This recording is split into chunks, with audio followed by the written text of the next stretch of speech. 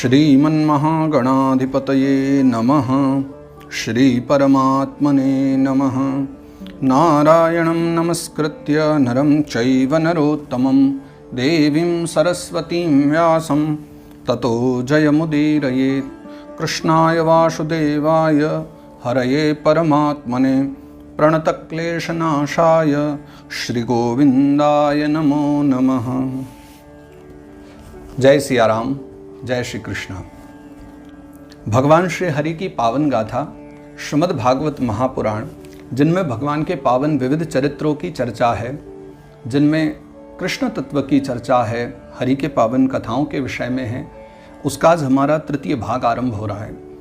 पूर्व में श्रीमद् भागवत महात्म्य के प्रथम अध्याय के 22वें श्लोक तक हमने चर्चा की थी। आज उससे हम आगे चर्चा आरंभ करते हैं। बहुत अच्छा लगा देख करके कि प्रथम और द्वितीय जो दोनों ही हमारी चर्चा थी वो सभी को बहुत ज़्यादा प्रिय लगनी है, और ये स्वाभाविक भी है कि भगवत कथाएं स्वभावतः भक्तों को प्रिय ही लगती हैं। तो आइए और विलंब न करते हुए प्रवेश करें भगवान के उन पावन चरित्रों में, और आगे फिर वो जो भगवान के पावन चरित्र गाए गए हैं और उनकी जो मूल चर्चा है उसमें ध्यान केंद्रित करें। लोक विग्रह मुक्तस्य नारदस्यास्थिरस्य च विधिश्रवे कुतः प्रीति संयोगः कुत्र तैः सह। तो कल हमने जो चर्चा की थी उसमें सूत सौनक संवाद का आरंभ हुआ था। भगवान सूत ने कथा श्रवण कराना आरंभ किया। शौनक जी के मन की जिज्ञासा को जान करके भागवत जी के विषय में चर्चा करी, भागवत जी की कुछ महिमा के विषय में भी चर्चा करी। और तब वहाँ उन्होंने एक बात कही थी कि पूर्व काल में वैसे तो ब्रह्मा जी के द्वारा नारद जी ने कथा को जाना ही है, श्रवण किया ही है, लेकिन उसकी जो सप्ताह विधि है, उस सप्ताह विधि की जो चर्चा है वो नारद बाबा ने सनकादिक मुनियों के द्वारा श्रवण की है। और ये बात जान करके फिर शौनक जी के मन में एक जिज्ञासा उठती है, जानने की उत्सुकता होती है कि नारद जी ने ये कथा क्यों श्रवण करी, उसके पीछे कारण क्या था। तो उनका जो प्रश्न है वहाँ से हम आरंभ करते हैं। लोक विग्रह मुक्तस्य नारदस्यास्थिरस्य च विधिश्रवे कुतः प्रीति संयोगः कुत्र तैः सह। शौनक जी कहते हैं कि लोक विग्रह मुक्तस्य, नारद जी जो हैं वो लोक विग्रह से मुक्त हैं। नारदस्यास्थिरस्य च, और नारद जी सदा अस्थिर रहने वाले व्यक्ति हैं, वो एक स्थान पर स्थिर नहीं रहते क्योंकि वो लोक विग्रह से मुक्त हैं। देखिए, कुछ लोग ये भी कहा करते हैं कि नारद जी इसलिए एक स्थान पर नहीं रहते क्योंकि दक्ष का श्राप लगा है, लेकिन जब हम यहाँ पढ़ते हैं यहाँ दक्ष के विषय में कोई चर्चा नहीं है। यहाँ नारद जी क्यों नहीं रुकते हैं उसका कारण ये बताया कि अनासक्त हैं। यहाँ पर एक लौकिक बात नहीं कि कोई भौतिक जगत की बात नहीं है कि वो किसी श्रापवश नारद जी कहीं नहीं जाते हैं, एक स्थान पर रहते हैं, ऐसा नहीं। यहाँ बतलाया कि लोक विग्रह मुक्तस्य, जो लोक विग्रह से मुक्त हैं, वैराग्यवान हैं, भक्तिवान हैं, जिनके हृदय में संसार के लौकिक कर्मों के प्रति अथवा लौकिक वस्तुओं के प्रति जिनकी कोई आसक्ति नहीं, जो इन सबसे अनासक्त भाव में जीने वाले हैं, ऐसे नारद जी हैं। तो शौनक जी कहते हैं जो लोक विग्रह से मुक्त हैं और सदा स्थिर रहने वाले हैं, विधिश्रवे कुतः प्रीति, सप्ताह विधि में उनकी रुचि कैसे बन गई। 7 दिनों के लिए एक स्थान पर विराजमान हो करके कैसे नारद जी बैठे। और ये पहला प्रसंग नहीं था कि जब नारद जी रुके हों किसी स्थान पर। नारद जी पहले भी और कुछ स्थानों पर भी हम दर्शन करते हैं। यथा जब वो एक बार वन में चले गए और वहाँ घूमते घूमते उनको एक बहुत अच्छा सुंदर रमणीय स्थान दिखाई दिया, एक वन दिखलाई दिया, और बहुत सुंदर आश्रम देख करके उनका मन लग गया और बस वहीं भजन करने के लिए बैठ गए। तो ऐसा अनेक बार हुआ है कि जब जब उनके मन में इच्छा होती, कोई स्थान पवित्र लगता है कि यहाँ बैठें भजन करें, तो एक स्थान पर वो स्थिर भी हो जाया करते हैं। तो शुद्ध भगवान कहते हैं, सूत उवाच अत्र ते कीर्तयिष्यामि भक्तियुक्तं कथानकं शुकेन मम यत् प्रोक्तं रहशिष्यं विचार्य च। तो शुद्ध भगवान कहते हैं कि अत्र ते कीर्तयिष्यामि, तो अब मैं आपको वो जो एक कथानक है, वो जो इतिहास है और वो जो भगवत कथा है उसके विषय में अब मैं आपको बताता हूँ। भक्ति युक्तम कथानकम, लेकिन ये जो कथा है, ये जो कथानक है, ये कोई सामान्य कथानक नहीं है, क्योंकि भैया श्रीमद् भागवत जी में जितनी भी चर्चा की गई हैं उनमें कुछ भी सामान्य है ही नहीं। राजा परीक्षित ने भी जब कथा सुनी है तो वो चर्चा स्वयं करते हैं कि भगवान आप मुझे कृष्ण कथा से इतर जो भी राजाओं की कथा भी सुना रहे हैं, महापुरुषों की कथा सुना रहे हैं, आप सुनाइए, लेकिन बस इतनी ही कृपा कीजिए कि मुझे वही सब कथा सुनाइए जो भगवान के चरित्रों से जुड़ी हुई है, जिनका जीवन चरित्र भगवत चरित्रों से जुड़ा है, मुझे मात्र ऐसी ही कथा सुनाइए। तो यहाँ पर शुद्ध भगवान भी कहते हैं कि नारद जी का ये जो चरित्र है वो भी भक्ति से युक्त है। भक्ति युक्तम कथानकम शुकेन मम यत् प्रोक्तम। और मुझे कैसे पता चला? तो सूत बाबा कहते हैं कि शुकेन मम यत् प्रोक्तम, जो भगवान सुखदेव के द्वारा जो मुझे बतलाया गया है, जो मेरे गुरुदेव हैं सुखदेव बाबा, उन्होंने मुझे बताया है। क्यों बताया? रह शिष्यम विचार्य च, मुझे एक अच्छा शिष्य जान करके और अधिकारी श्रोता जान करके तब मुझे उन्होंने ये भगवत कथा का ज्ञान दिया। एकदा हि विशालायां चत्वार ऋषयो मलाः सत्संगार्थम समायाता ददृशस्तत्र नारदम। तो एक बार बद्रीनाथ में चारों ऋषि जन एकत्रित हुए, भ्रमण करते हुए, तीर्थ यात्रा करते हुए एक बार विराजमान हो गए बद्रीनाथ में। विशालापुरी जो है बद्रीनाथ, वहाँ पर सनक, सनंदन, सनातन, सनत कुमार चारों भाई विराजमान हुए और सत्संगार्थम समायाता, वो सभी वहां सत्संग करने के लिए पधारे थे।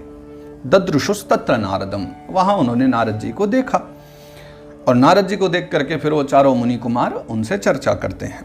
कुमारा ऊचुहु कथम ब्रह्मन् दीन मुखः कुतश्चिन्तातुरो भवान् त्वरितं गम्यते कुत्र कुतश्चागमनं तव।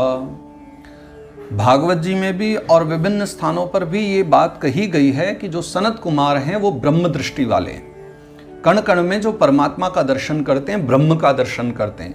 लेकिन जब साक्षात भक्ति युक्त नारद बाबा का दर्शन किया तो इतने प्रसन्न हुए कि उनको तो स्वयं ब्रह्म कहकर के ही संबोधित किया, अथवा ब्राह्मण रूप में भी संबोधित किया। कथम ब्रह्मन् दीन मुखः, यहाँ कहने का तात्पर्य यह था कि आप तो ब्रह्म स्वरूप हो, नारायण के प्रेमी हो, आप जैसा व्यक्ति दुखी हो ये अच्छी बात नहीं है, कोई विशेष कारण होगा जो आप दुखी हो। तो कथम ब्रह्मन् दीन मुखः, आप दीन मुख क्यों हो? और कुतश्चिन्तातुरो भवान, आखिर आपके मन में ऐसी चिंता क्या है जो आपको इतना दुख दे रही है? तो त्वरितम गम्यते कुत्र कुतश्चागमनम तव, तो अब यहाँ से आप कहाँ यात्रा करते हुए चले जा रहे हो और कहाँ से अभी यात्रा करके आ रहे हो, ये दोनों बात बतलाओ, क्योंकि आपके शोक का कारण, आपके दुख का कारण इन दोनों में से कुछ हो सकता है। या तो आप जहां जा रहे हो उस बात से दुखी हो, या जहां से आप आए हो उस कारण से दुखी हो। तो इन दोनों में से क्या बात है वो बतलाइए। इदानीं शून्य चित्तोसी गतवित्तो यथा जनः तवेदं मुक्त संगस्य नोचितं वद कारणम। कितनी अद्भुत बात कही है। कुमार कहते हैं, सनकादिक मुनि कहते हैं, इदानीं शून्य चित्तोसी, अभी आपको देख करके पता है कैसा अनुभव हो रहा है? आपका जो हृदय है वो, आपका चित्त देख करके, आपका हृदय देख करके ऐसा अनुभव हो रहा है जैसे गतवित्तो यथा जन, जैसे किसी व्यक्ति का सारा धन चले जाता है ना, जो बहुत धनवान हो उसका सारा धन चला जाए तो वो कैसे लुटा लुटा सा अनुभव करता है। इस समय आपको देख करके भी कुछ ऐसी ही स्थिति का दर्शन हो रहा है। तो तवेदम मुक्त संगस्य नोचितम बद कारणम, लेकिन आप जो हैं वो तो मुक्त संग हैं। आपके विषय में तो पहले भी कहा गया है कि आप तो अनासक्त व्यक्ति हैं। तो जो अनासक्त हैं उसे इस प्रकार से तो आपके लिए बिल्कुल भी उचित नहीं है कि आप इस प्रकार दुखी रहें। तो वद कारणम, इसलिए हमें बतलाइए कि आप दुखी क्यों हैं, आपके दुख का कारण क्या है, आपकी चिंता का कारण क्या है। नारद उवाच, फिर नारद बाबा अपने मन की व्यथा कहते हैं। अहम तो पृथ्वीं यातो ज्ञात्वा सर्वोत्तमामिति पुष्करं च प्रयागं च काशीम गोदावरीम तथा। नारद बाबा कहते हैं कि मैंने पृथ्वी लोक को सर्वश्रेष्ठ जाना। मुझे लगा, एक बार भूमंडल में यात्रा करते हुए, एक बार मैं आकाश मार्ग में विचरण कर रहा था तो मेरे मन में आया कि ये जो भूमंडल है, पृथ्वी लोक है, ये सर्वश्रेष्ठ है, क्योंकि पृथ्वी लोक में विविध प्रकार की नदियां हैं। गंगा, यमुना, कृष्णा, कावेरी, गोदावरी, सब पवित्र नदियां हैं। यहाँ विविध पवित्र पर्वत हैं, यहाँ मंदिर हैं, यहाँ बहुत सारे तीर्थ क्षेत्र हैं, धाम हैं भगवान के, यहाँ अवतार होते हैं भगवान के। तो इसलिए पवित्र जान करके मैं भूमंडल में चले आया। और अहम तो पृथ्वीं यातो ज्ञात्वा सर्वोत्तमामिति, मैंने जाना कि ये सर्वोत्तम है, इसलिए मैं पृथ्वी में आया। और फिर मैंने यात्रा आरंभ कर दी। तो पुष्करम च प्रयागम च काशीम गोदावरीम तथा, पुष्कर में गया, मैं प्रयागराज में गया, काशी में गया, गोदावरी के तट पर गया, हरिक्षेत्रम कुरुक्षेत्रम श्रीरंगम सेतु बंधनम एवमादिषु तीर्थेषु ब्रह्ममाण इतस्ततः। तो इसके पश्चात मैं हरिद्वार गया, कुरुक्षेत्र गया, श्रीरंगम गया, मैं रामेश्वरम भी गया, सेतु बंध, और इन सब तीर्थों में भ्रमण करते हुए मैं यत्र तत्र यात्रा करने लगा। नापश्यम कुत्रचित् शर्म मनः संतोषकारकम कलिना धर्म मित्रेण धरेयम बाधिताधुना। लेकिन इन सब स्थानों पर घूमने पर भी मुझे शांति नहीं मिली। नापश्यम कुत्रचित् शर्म, मुझे कहीं धर्म का दर्शन नहीं हुआ। और मैं धर्म और भक्ति को ढूंढने ही तो आया था, मुझे धर्म का दर्शन हो, भक्ति का दर्शन हो समाज में। लेकिन मुझे तीर्थ स्थानों पर भी जब भक्ति नहीं मिली तो मेरे मन को चिंता हुई कि जब तीर्थ स्थानों की ये दशा है तो बाकी स्थानों की क्या दशा होगी। मन संतोष कारकम, मेरे मन को संतोष मिले ऐसा मैंने कहीं धर्म नहीं देखा। कलिना धर्म मित्रेण धरेयम बाधिताधुना, कलयुग ने मानो सारी की सारी पृथ्वी को ही पीड़ित कर रखा है। सारे तीर्थों में ही कलिकाल का प्रबल इस समय स्थान बन चुका है और उस कलिकाल के कारण सब धर्म से विरुद्ध हो रहे हैं। सत्यम नास्ति तपः शौचम दयादानम न विद्यते उदरम भरिणो जीवा वराकाः कूटभाषणः। तीर्थों में भी जाकर के जो मैंने स्थिति देखी, वहाँ की स्थिति का वर्णन नारद बाबा करते हैं। सत्यम नास्ति, सत्य का लोप हो गया। तपः, तप भी नहीं है। शौचम, पवित्रता यानी बाहरी और भीतरी जो पवित्रता है वो नहीं है। दया, दया की समाप्ति हो गई। दानम न विद्यते, ये सब मैंने कहीं देखा नहीं तीर्थों में भी। उदरम भरिणो जीवा, देखा तो क्या देखा कि सभी लोग अपना पेट पालने में लगे हुए हैं। यानी इतने स्वार्थी हो गए हैं सभी जन कि अपने उदर पूर्ति के लिए।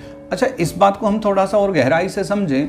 व्यक्ति की उदर पूर्ति बहुत थोड़े में हो सकती है अगर वो संतुष्ट हो जाए, लेकिन व्यक्ति उदर पूर्ति के लिए ही नहीं अपितु मन रूपी जो उदर है उसकी पूर्ति में लगा हुआ है। क्योंकि ये पेट तो बहुत जल्दी भर जाता है, लेकिन ये मन रूपी चित्त रूपी जो पेट है ये भरता नहीं है और उसमें सब पागल हैं। उदरम भरणो जीवा, पेट पालने में पशुवत सब लगे हुए हैं। वराकाः कूटभाषिणः, और सभी जन जो है ना बहुत असत्य भाषी हो गए। मृदु भाषी होने की अपेक्षा सभी असत्य भाषी होते जा रहे हैं। ये उस समय की स्थिति का वर्णन कर रहे हैं नारद बाबा। मंदा सुमंद मतयो मंद भाग्या ह्यपद्रुता पाखंड निरता संतो विरक्ता सपरिग्रहा। मंदा यानी जो आलसी बहुत हैं। सुमंद मतयो, जिन जो मंद मति वाले हैं, मंद बुद्धि हैं। मंद भाग्या, जिनका भाग्य बहुत मंद है। और ह्युपद्रुता, जिनके जीवन में उपद्रव बहुत हो रहे हैं, क्योंकि कर्म बिगड़ेंगे तो उपद्रव तो होंगे ही, तो उपद्रव ग्रस्त हो चुके हैं सभी। पाखंड निरता संतो, जिनको संत कहा जाता है समाज में, वो सब पाखंड की ओर चल पड़े, पाखंड ग्रस्त हो गए।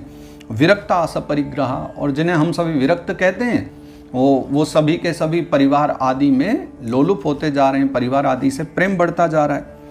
तरुणी प्रभुता आगे हे श्यालको बुद्धिदायक कन्या विक्रयणो लोभा दंपत्तिनांच कलकनम। तरुणी प्रभुता आगे है, यानी घर में स्त्रियों का राज्य चलने लगा है। शालको बुद्धिदायक, साले सलाहकार बन गए हैं। कन्या विक्रयणो लोभात, और लोभ के कारण माता पिता कन्या का विक्रय करने लगे, कन्या को बेच रहे हैं। और दंपत्तिनांच कलकनम, और पति पत्नी में, परिवार में कलह बहुत बढ़ती जा रही है। दंपत्ति में प्रेम नहीं बचा है। सबके सब अपनी अपनी इच्छाओं की, आकांक्षाओं की पूर्ति के लिए प्रेम को त्याग करके स्वार्थवश जीवन जी रहे हैं। नारद बाबा कहते हैं ये सब स्थिति देख करके किसका मन खिन्न न हो। मैंने भी वही सब देखा है। आश्रमा यवन हिरुद्धास तीर्थानि सरितस्तथा देवतायतनान्यत्र दुष्टैर्नष्टानि भूरिशः। यवन लोग जो हैं उन्होंने आश्रमों को जो है तोड़ फोड़ दिया है, आश्रमों का स्वरूप बिगाड़ दिया है, तीर्थों का स्वरूप बिगाड़ दिया है। जो नदियां हैं उनका स्वरूप बिगड़ चुका है। वो भी देखिए, आज भी ये भले ही बात बहुत पुरानी हो, लेकिन वर्तमान काल में भी कहीं ना कहीं आज भी इनमें से बहुत सारी बातें बिल्कुल वैसी की वैसी चल रही। तब तो भगवत कथा श्रवण करने के बाद परिवर्तन आ गया था, लेकिन फिर वही स्थिति में हम लोग चले गए। इसलिए आज वर्तमान में फिर हमारे संसार को, समाज को भगवत कथा की आवश्यकता है। देवता यतनान्यत्र दुष्टे नष्टानि भूरिशः, और कुछ दुष्ट प्रवृत्ति के लोगों के द्वारा देवताओं के जो स्वरूप हैं वो क्षत विक्षत किए गए हैं, खंडित किए गए हैं। न योगी नैव सिद्धो वा न ज्ञानी सत्क्रियो नरः कलिदावा नलेनाद्य साधनम भस्मताम गतम। न योगी नैव सिद्धो वा, स्थिति कुछ ऐसी हो गई है समाज की कि न तो कोई योगी बचा है, न कोई सिद्ध का दर्शन होता है, न कोई ज्ञानी पुरुष दिखलाई पड़ता है, और सत्क्रियो न रहा, यानी सत्कर्म करने वाला व्यक्ति भी कोई बिरला ही मिल जाए, किसी का दर्शन ही नहीं होता। कलिदावा नलेनाद्य साधनम भस्मताम गतम। कली रूपी जो दावानल है, यानी अग्नि का एक बहुत बड़ा ज्वालामुखी रूप, ऐसा कली का जो स्वरूप है, कली के उस दावानल में जितने भी साधन हैं वो सभी के सभी मानो भस्म से हो गए हैं।